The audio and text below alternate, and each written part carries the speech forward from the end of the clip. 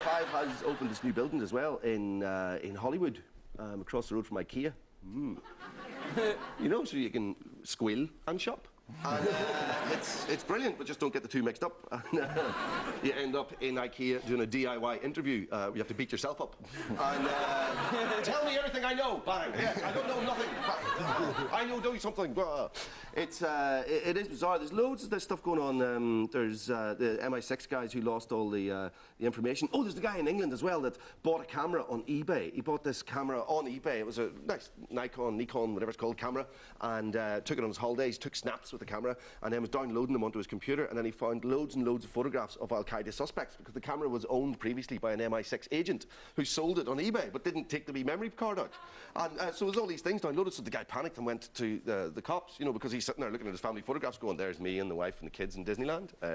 There's Mahmoud outside a mosque. There's a fellow with a rucksack. You know, a rucksack. There's a lot of boys with rucksacks here, and I don't know any of them.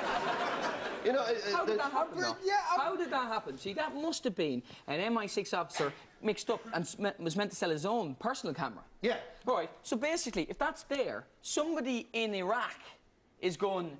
Some English agent is going, yes, we have the information you requested. There you go, they are your suspects. And you're going, who? The guy on the banana boat.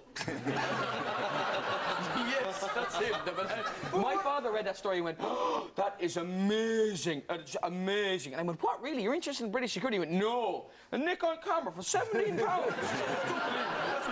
MI6 have decided to recruit people on Facebook. Oh, yeah, this is their new thing, is they're going on Facebook and they're sussing various people out, and you know, because they're looking for graduates and this type of thing, and they're going looking for certain people. And you know, on Facebook you poke people. That's what you do. I'm not on Facebook, but you poke people. That's what you do. You poke people. That's all they're doing. MI6 is poking people. Are you not Al-Qaeda? Are you not Al-Qaeda? Are you not Al-Qaeda? Are you not Al-Qaeda? Are you not Al-Qaeda? It's a bit of a blanket thing. I'm wondering if they've got their own, you know, their own profile photograph. You know the way in all these networking sites you've got your profile photograph, which is not true. Anybody who's a bit overweight holds their head back like this here, so all the skin falls behind their head, and then goes click. I'm skinny.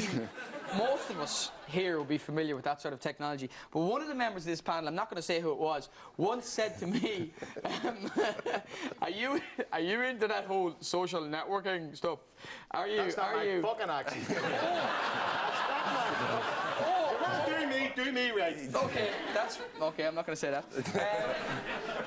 One of the members of our panel isn't actually familiar with the whole social networking thing, because he said to me, he goes, are you into that whole social networking thing? Are you on my face? The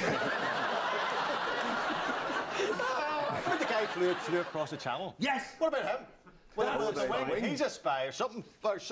He's a pilot. Like, how pissed off as a pilot do you have to be to strap a wing on yourself and jump out of a plane and fly across the channel? How much for cabin baggage? No fucking way, Ryanair. I'll tell you what, how the Bills will be doing as soon as you can get that landing sorted out. It is a bit James Bondy, that the whole wing. I thought it was brilliant. And Eve, somebody, Swiss guy, and he had that wing that he strapped onto the back of him and a rocket. And the only way he could, he had no steerage. The only way he could do it was with his head. So he went like that, he went left, he went like that, he went right. And he said it felt brilliant to soar like a bird. I wanted all my life to fly like a bird. He didn't take his pants down and poo in a car ferry, though. That would have been fantastic. What the fuck? And this week it came out accents, the coolest accents. The coolest accent is that accent. That was received pronunciation. Hello, Jeffrey. And where did we came? I wrote this down. The non-Irish accent came sixth. We're the sixth. Sixth. Do you know you are? Sexy accent. No, it's not sexy, it's people. Well, hang on, first of all. You're eighth. You beat me. Yeah! Now, can I just...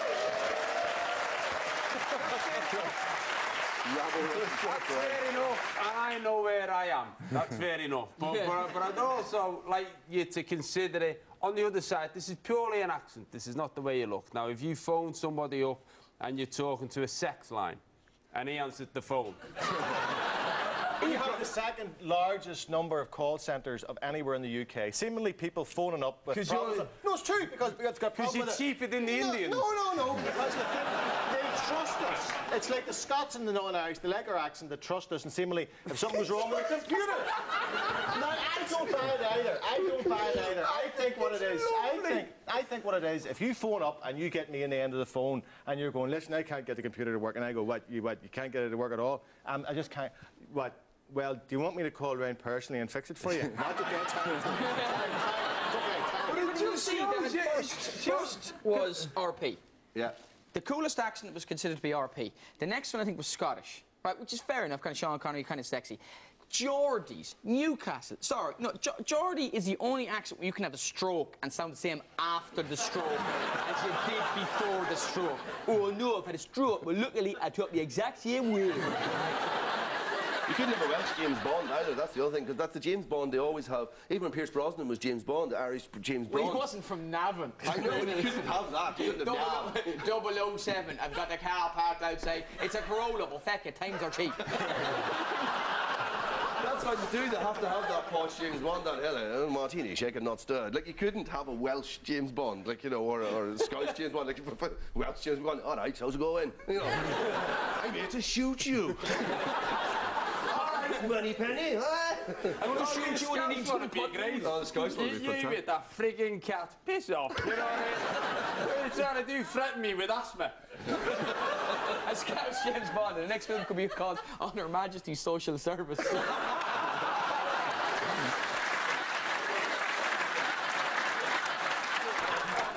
Thank you for that. So who are we blaming for spies? James Bond. James Bond. Just time now for our quickfire round. I will read you various newspaper headlines, and I want you to be quicker than Celtic out of Europe.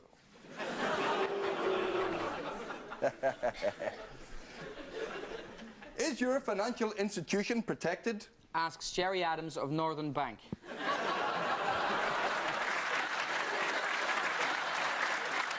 Panic on Wall Street. A call centre from Belfast has phoned up and asked for the money back. This is the contest you wouldn't want to win. Muhammad Idol starts in Iran. Thinking caps on. New contraceptives for academics. Child benefit under threat. As Joseph Fritzl makes backdated claim.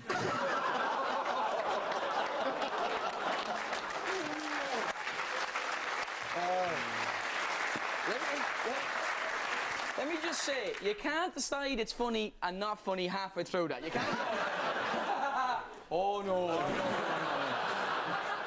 First and Deputy First Minister talking at last. Dick, tosser.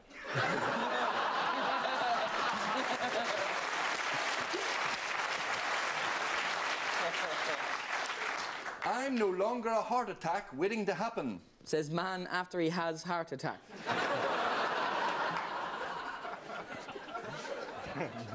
Free drugs for Ulster by 2010.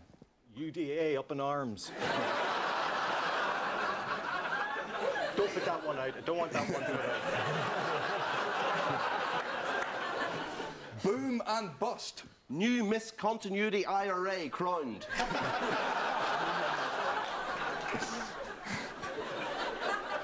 That's it. That's the end of the show. Please show your appreciation to the team. Colin Murphy, Jacob Kane, Neil Delamere and John Bishop.